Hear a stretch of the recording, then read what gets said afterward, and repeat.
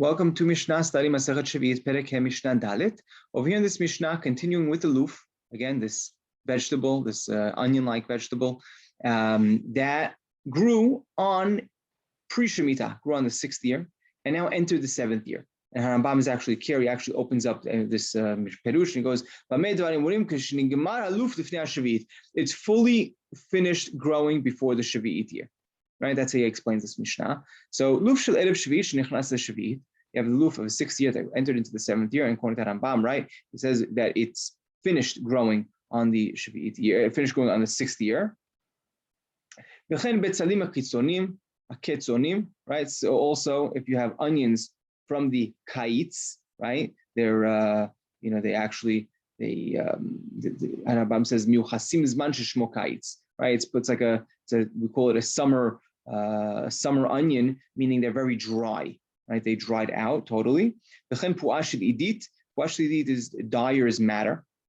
Right, it's actually a red type of root that's used for dyeing.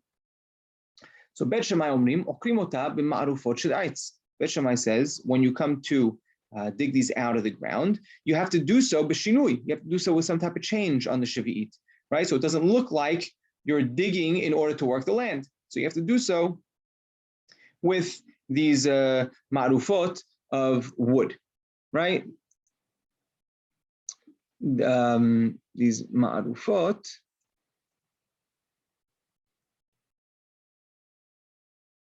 right? Ma'rufot is more of a, I'm assuming it's a type of shovel. Yeah. Right, it's a rake, right, a wooden rake. That's the way it's translated, so that you have to. But the point is not allowed to use metal. Right,